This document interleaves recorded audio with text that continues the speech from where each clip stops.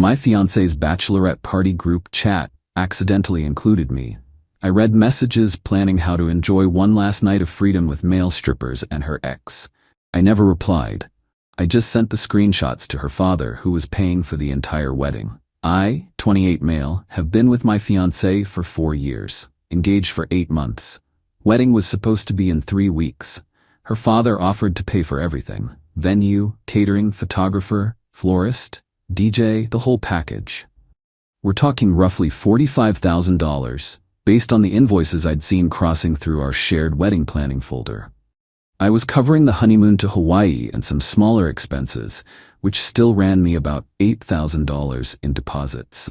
Last Tuesday night around 11 p.m., I got added to a group chat.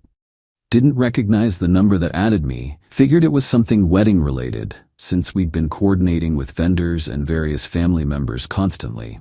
The chat was already active with about 15 messages when my phone buzzed. Then I started reading. Her maid of honor had created the group for bachelorette party planning. Except she'd accidentally added my number instead of someone else's. Probably mixed up contacts, since my fiancé and I have similar phone number patterns. 1-digit difference. Easy mistake. The messages I read made my stomach drop through the floor. Her maid of honor: okay ladies, I found the perfect place. Private room, 6 dancers minimum, and they do special performances if you tip right. Already put down $500 deposit. Her cousin: yes, finally, she deserves one last night of actual fun before she's stuck with him forever, lol. Her college friend: is fiancé's ex still coming? She said she wanted to say goodbye properly before the wedding, lol. Her maid of honor: he confirmed yesterday, flying in just for this weekend. She's been texting him for weeks about it, says she needs closure before she settles down for good. My fiancé, in the chat: you guys are the best. I need this so bad. One night to remember before I have to be a boring wife for the rest of my life. Ex name knows what I like, and I'm not wasting my last chance to feel alive. There were more messages after that. Plans for a hotel suite they'd booked. Inside jokes about things she'd never tell me. Her maid of honor joking that what happens at Bachelorette stays at Bachelorette, and everyone responding with laughing emojis. One message from her college friend stood out: just make sure you shower before you go home Sunday, lol. Don't want him smelling anything suspicious. They were literally planning how to hide evidence. I sat there on our couch for probably 20 minutes, just staring at my phone screen, reading and rereading. 4 years together. A house we'd just signed a lease on 2 months ago. A life I genuinely thought we were building together. Thousands of dollars in honeymoon deposits. Family members who'd already booked flights for the wedding. She was in bed in the next room, sleeping peacefully while her friends planned her last night of freedom, with male strippers and the ex-boyfriend she'd sworn meant nothing to her. I didn't reply to the chat, didn't confront her, didn't do anything dramatic that night. Instead, I screenshot absolutely everything, every single message in that chat. Then I left the group silently, which meant they probably didn't notice I'd been there, since group chats don't always push notifications when someone leaves quickly enough. I barely slept that night, kept looking at her sleeping next to me, wondering how long she'd been planning this, wondering if the texting with her ex was something recent or if it had been going on our entire relationship, wondering if I'd ever actually known her at all. The next morning after she left for work, I called her father.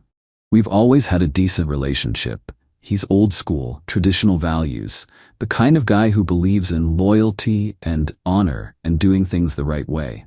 He'd welcomed me into his family like a son, paid for the wedding without being asked because he wanted his little girl to have the best day of her life. He answered on the second ring, cheerful. Hey son, everything okay with the wedding prep? The caterer give you any trouble about the dietary restrictions? Sir, I need to send you something. I need you to look at it before the bachelorette party this weekend. It's really important. I emailed him the screenshots. Every single one. Then I waited. He called me back 45 minutes later. His voice was completely different. Flat, controlled. The cheerfulness replaced by something cold and hard. Where did you get these messages? I explained the accidental group chat edition, told him I hadn't confronted her yet, Asked him what he thought I should do. Long silence on the line. I could hear him breathing. Then finally, "You're a good man. You didn't deserve this. I raised her better than this. I'm handling my daughter. You handle yourself." That was Wednesday morning. The bachelorette party was scheduled for Friday night. Thursday afternoon, I got a call from my fiancée while I was at work. She was crying so hard I could barely understand her at first. "My dad just called me. He said he's pulling out of the wedding. He won't pay for anything. He called me a disgrace. What did you do?" I stepped outside for privacy, kept my voice calm and level. "I didn't do anything. Your group chat did." Dead silence on her end. Then, voice trembling. "What group chat?" "The one your maid of honor accidentally added me to Tuesday night. The one where you talked about your ex flying in for your bachelorette party. The one where you said you needed one last night to feel alive before settling down. The one where your friends joked about you showering before coming home so I wouldn't smell anything suspicious." She started stammering desperately. We were joking. It's girl talk. Bachelorette party stuff. It didn't mean anything real." "Then why is your ex literally flying in this weekend just for this party?" More silence. Then she hung up without another word. "I've been staying at my buddy's apartment since Thursday night. Haven't gone back to our place. Her father called every single wedding vendor and canceled everything that same day, eating thousands in lost deposits himself rather than let the wedding proceed. He told me later he'd rather lose the money than watch his daughter make a mockery of marriage vows. Her mother has called me 6 times since then. I haven't answered. Her maid of honor sent me a 4-paragraph text calling me a controlling psycho for spying on a private conversation between friends. My fiancé has alternated between sobbing apologies and threats to tell everyone I was abusive and manipulative if I don't somehow fix this situation. Her father texted me Friday morning, "You did the right thing, son. I'm sorry my daughter isn't who either of us thought she was. You deserved better. The wedding is officially canceled.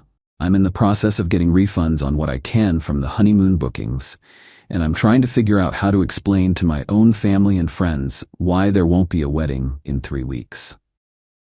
Update 1. 5 days later. Thanks everyone for the support on the original post. Things have escalated significantly since then. So let me catch everyone up on the chaos. The day after my original post, the harassment campaign really kicked into high gear. Her maid of honor created a new group chat, this time definitely without me, and apparently coordinated a full assault on my reputation through everyone I know. My mom got a call from someone claiming I had serious anger issues and had threatened my fiancé during arguments. My sister got a DM from an account she didn't recognize saying I was mentally unstable and controlling. My best man got approached at a bar by her cousin, who tried to convince him I'd been emotionally abusive throughout our entire 4-year relationship. Classic Darvo strategy. Deny, attack, reverse victim and offender. Make the person who caught you the villain instead. But here's the thing they didn't count on. I had already shared the screenshots with my family before the flying monkeys arrived. My people knew the truth. When her maid of honor called my mom to spread her version of events, my mom simply said, "Honey, I've seen the messages your friend wrote. She was planning to cheat on my son with her ex-boyfriend at a party you were organizing. Maybe worry about that instead of calling me with this nonsense." The phone went completely silent, and then the maid of honor hung up. Then came the direct confrontation I'd been expecting. Sunday afternoon, my fiancé showed up at my buddy's apartment building, just appeared in the hallway when I opened the door, mascara streaked down her face, looking like she hadn't slept in days. "We need to talk, please. Just hear me out for 5 minutes." My buddy looked at me from the couch, eyebrow raised. I nodded slightly. Better to handle this directly than let it fester. She came inside and immediately started crying harder. "I don't know why you're doing this to me, to us, to everything we built together. I made one stupid mistake." "You didn't make a mistake. You made a plan, for weeks, coordinated with your friends, to hook up with your ex at your bachelorette party while I sat home trusting you. I wasn't going to actually do anything with him. It was just fantasy stuff, just something to get out of my system before we got married. Girls do this. You said you needed one last night to feel alive before you had to settle down and be a boring wife. Those were your exact words. You called being married to me settling down, like it was giving up, like I was some kind of prison sentence you were accepting. She switched tactics immediately, tears turning to anger. So what, you went running to my father? Like a child running to a parent? Instead of coming to me first, like an adult, in an adult relationship? Why would I come to you first? So you could gaslight me into thinking I was overreacting? So you could hide the evidence and go through with your plans anyway? So you could lie to my face again? I told you it was just talk. Nothing was actually going to happen. Your ex was literally flying across the country just for this weekend. You'd been texting him for weeks making plans. Your friends were joking about you showering before coming home. At what point exactly was nothing going to happen? She didn't have an answer for that. Just stood there with her mouth open. Then she tried the guilt manipulation angle. My dad won't even look at me now. My mom is crying constantly. You've completely destroyed my entire family over some stupid messages. No. You destroyed your family when you planned to cheat on me 3 weeks before our wedding, and your father found out what kind of person you actually are. That's not on me. This isn't fair. I didn't actually do anything yet. It was just planning. Just talking. My buddy finally spoke up from the couch. Lady, if my fiancée was texting her ex for weeks, planning to say goodbye properly before our wedding, I wouldn't care whether she actually went through with it or not. The intent is the betrayal. The planning is the betrayal. The lying is the betrayal. She turned on him viciously. This is none of your business. Stay out of it.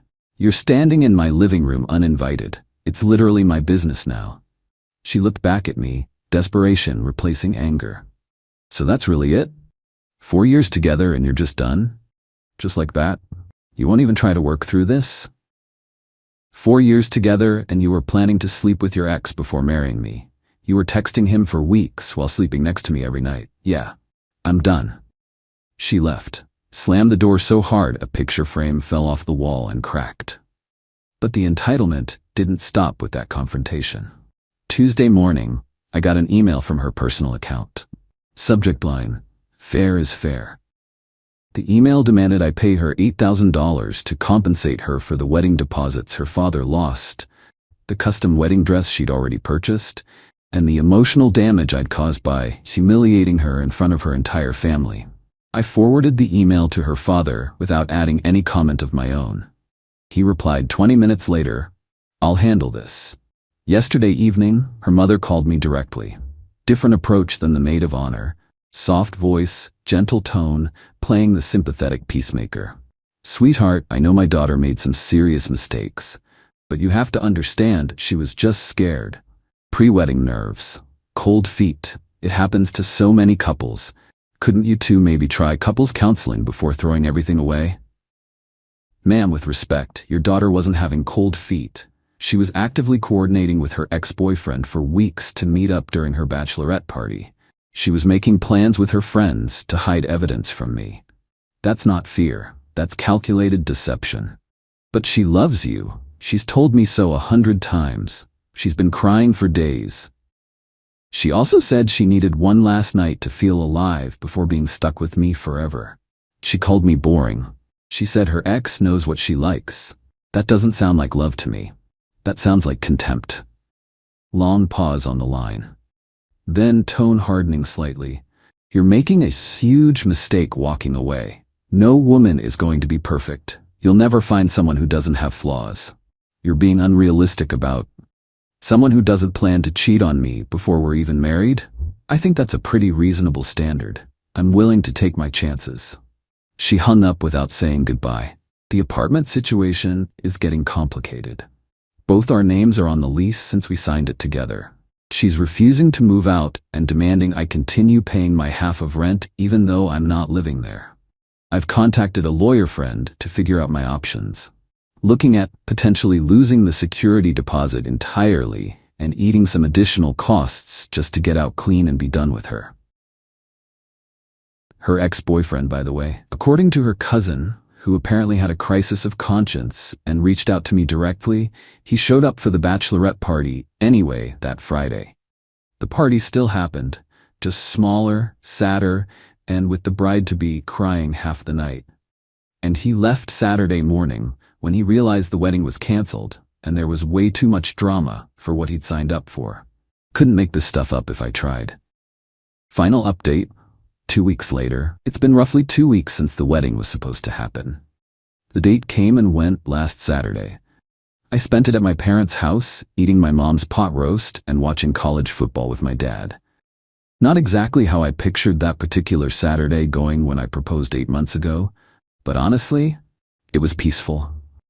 Let me wrap up all the loose ends. The apartment situation. My lawyer friend sent a formal letter to the landlord explaining the circumstances of the relationship ending.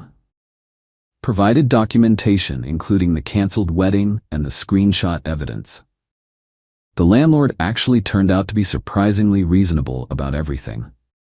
Agreed to let me off the lease early with just 1 month's penalty payment, $1,400, since I'd been the one making consistent on-time payments for the entire year we'd been there. My ex-fiancée is now solely responsible for the remaining 9 months of the lease. Or, she needs to find someone to take it over. Her dad apparently told her directly he wasn't helping with rent after what she did. Her mom caved after a week and is covering it temporarily, but everyone knows that's not sustainable long-term. Her family fallout. Her father still hasn't spoken to her in 2 full weeks according to mutual friends. Her mother is caught in the middle trying to broker some kind of peace between them, but her dad is apparently done making excuses for her behavior. Her younger brother actually reached out to me directly last week to apologize on behalf of the family, and said he doesn't blame me one bit for how I handled things. He also mentioned that their dad had discovered this wasn't the first time she'd bent the truth about her behavior in past relationships. Apparently, there were suspicions about things with a coworker at her old job that she'd explained away. The screenshots just confirmed a pattern he'd been worried about for years. The entitlement continued. Last week, she actually had an attorney send me a formal demand letter. She wanted 1. Half the cost of the wedding deposits her father lost, roughly $22,500. 2. Full reimbursement for her custom wedding dress, $3,200. 3. General damages for emotional distress caused by my actions, $10,000. Total demanded, $35,700. For catching her planning to cheat on me and telling her father about it. My lawyer friend responded with a letter pointing out that the deposits were paid entirely by her father, not her, so she had absolutely no legal standing to recover them from me. She purchased the dress for a wedding she herself sabotaged through her own documented actions. There's no legal basis whatsoever for emotional distress. Damages when the distress was directly caused by natural consequences of her own behavior. I had extensive documented evidence of her planning infidelity that would be extremely unfavorable to her public reputation in any court proceeding. Her attorney withdrew the demand letter within 3 days. We haven't heard anything from her legal representation since. The ex-boyfriend situation. Here's the part that's almost funny if it weren't so pathetic. Her ex apparently expected the canceled wedding meant she'd want to get back together with him. When things imploded, he assumed she'd come running back to him as the backup option. She rejected him flat. Told him she'd only wanted closure and one night, not an actual relationship. So this guy flew across the entire country for what he thought was a bachelorette party hookup, got caught in the middle of a complete family implosion, watched the wedding get canceled, and then left with absolutely nothing. Her cousin told me he's been bad-mouthing her to anyone who'll listen now, telling people she used him and led him on. The bridge burner got her own bridges burned right back. The maid of honor, the person whose mistake with phone numbers accidentally added me to that group chat. She's apparently being blamed by my ex-fiancé for ruining everything. Their friendship of 20+ years is effectively destroyed. The maid of honor is telling everyone who asks that she was just helping plan exactly what the bride asked for, and that my ex-fiancé was the one who specifically requested her ex be invited. No one's taking responsibility. Everyone's pointing fingers at everyone else. As for me, I'm doing okay. Not great. 4 years is a significant amount of time to invest in someone who turned out to be capable of this level of deception. But I'm okay. I've got genuine support from my family, my close friends, and weirdly, from her own father, who sent me a bottle of nice whiskey last week with a handwritten note that said, "For what it's worth, I would have been proud to call you my son-in-law. You deserved better than what my daughter gave you." I'm staying with my buddy until I find my own place, which should be within the next few weeks. Work has been a decent distraction from everything. I've started seeing a therapist to help process all of this. Not because I'm falling apart, but because I want to understand how I missed the warning signs for 4 years. Want to make sure I don't miss them again with someone else down the road. The wedding dress, by the way, it's still hanging in the apartment closet according to her brother. She apparently refuses to look at it, can't return it because it was custom altered, and won't throw it away either. It's just hanging there. A $200 monument to choices and their consequences. I don't feel victorious about any of this. I don't feel satisfied or vindicated. I just feel relieved. Relieved I found out before the wedding instead of 3 years into a marriage. Relieved I trusted my gut instinct to document everything instead of confronting her directly and giving her a chance to lie and delete evidence. Relieved her father turned out to be the kind of man who valued honesty and accountability over blindly protecting his daughter's mistakes. Some people in the comments of my original post said I should have talked to her first, given her a chance to explain herself. Maybe they're right in some theoretical sense, but practically speaking, she was texting her ex for weeks, making plans. She was coordinating detailed arrangements with her friends. Her friends were literally joking about evidence disposal. That's not a momentary lapse in judgment you talk through over dinner. That's a pattern of calculated deception you protect yourself from.